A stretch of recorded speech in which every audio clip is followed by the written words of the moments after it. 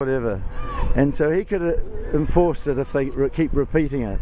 So if you'd like to check with them, I can send you copies, because he copied them to me, to find out why they're turning off our ventilation. Obviously they think heat's escaping through the vents, and they're paying for the heating oil, and, and that's their conservation system. But it's destroying the fabric of the building. If you want to go in and check the walls, they're made out of material from sand or whatever, solid walls, but they're reinforced with iron, steel. Now, if the walls get a high level of humidity in them, this steel and iron will rust. And already walls in my kitchen are bubbling up as the iron rusts and breaks the plaster. So the building's crumbling to pieces by allowing this high humidity to happen over the winter. Well, we can't open our windows to get ventilation, otherwise we freeze, to get fresh air and get rid of our moist air. Now they've stolen, when the Tower Hamlets took over, they stole the machines, the drying machines, 3 in each of the 2 rooms in the lift tower, because somebody had broken the money box that you put money in. But they just removed them and somebody sold them. Now that's criminal damage and theft, but the council are a law unto themselves, as you know, and they won't prosecute themselves.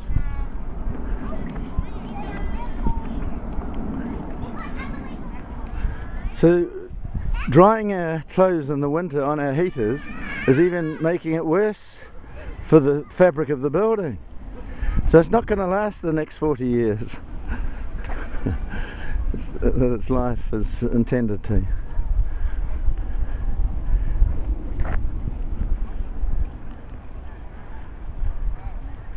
So that's what happens when you haven't got an educated society and you've got to rely on scumbags, we call them in New Zealand, do we?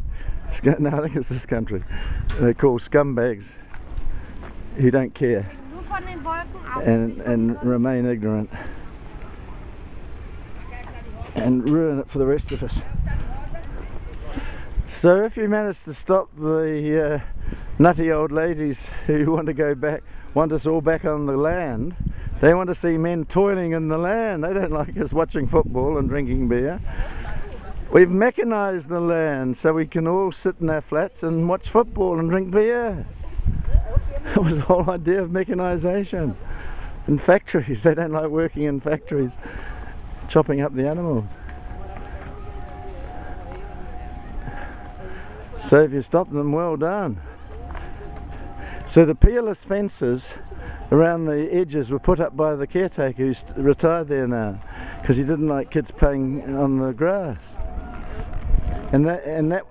So what you have to do is get the original designs, original plans, because that's what the listing means, that I understand it.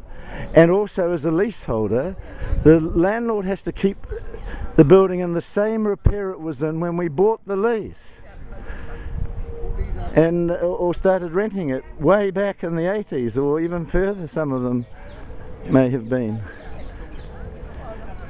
Therefore, but I don't know whether the listing is retrospective, but it'd be great if you could get rid of those peerless fences, so when we rush out of the Carradale house, they'll be able to rush onto the grass and escape the path. They'll all be trampled to death on the path because they won't be able to spread out. If they fall down, they'll just get trampled on. And those ladies can put... have you travelled around Spain yet and you see how beautiful their estates are? They have hedges to stop people going across from the path, and you can put flowers underneath the hedges. And the rubbish tins are still there. That's probably why I'm telling you this. 5 minutes left. They only give you 10 minutes on YouTube. But I've discovered that you can, they've got a system for editing on YouTube now, /edit.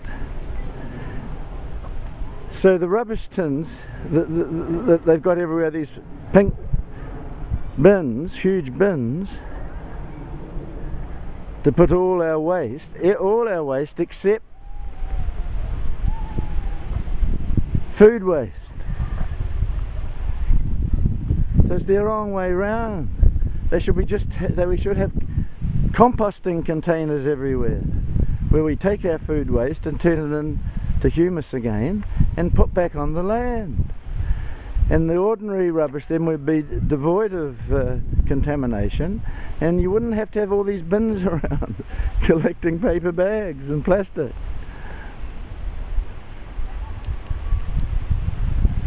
So somebody has never lived in a quarter-acre section like we did, where we had a back garden and a compost heap for all our food waste, and grew our own veggies. Did you? That's what my father did. And I look on Google Earth and I look down in my back garden and somebody's built a house in it. How can planning allow that to happen? God, we got all that countryside with 4 million people, and they take away, the kids come out of their back door and there's another house there, nowhere to play. Well, I'll be dead soon. I'm nearly 70. Fuck this world. It's all fucked up, but thank God there's people like you there, you two there, Thomas, to try and put things right with your orders. So if you can get the underground garages opened up and allocated, one to a flat, and not charged to us unless we benefit from the income, reducing our rents and service charges, because we're paying for the cost of their maintenance and cleaning and CCTV and electricity. But you've got to get rid of the security, because well, you can't do that, can you? Because I went out late one Saturday night and there was no one outside, and the security walking around the streets, and we weren't even in our grounds, just wasting our money. So somebody may have got a kickback in letting that contract, and I know who let the contract without giving the residents and leaseholders the right to put in their contractor. They had to let us know that they were changing the concierge into a security patrol. We don't have security patrol in our lease, but they don't understand that they can only charge us for what's in the lease. And they have to obey the lease, but they won't read our lease, our Tower Hamlets lease, because they've got their own lease, where if they've got a community heating system, like in Balfron Tower, they're not responsible for the heaters in the flats owned by leaseholders. But that's not the case. Tower Hamlets fixed the heaters, had to maintain them in everybody's flats, and then recharge leaseholders. It's part of a system. You can't just ignore them in leaseholders' flats. And that's what the Haka think they can do, and they've done it. And I've frozen to death. 2 years ago, I froze to death. I had the paramedics revive me from hypothermia. Dying of hypothermia. So last Christmas, I spent 4 months in sunny Australia.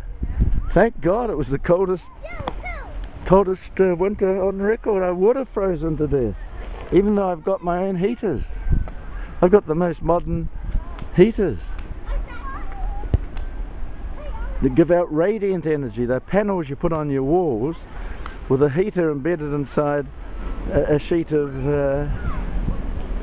stone, of marble, polished marble. So the marble heats up, but the surface turns the heat, into radiant energy. So the heat just doesn't heat up the air, it radiates into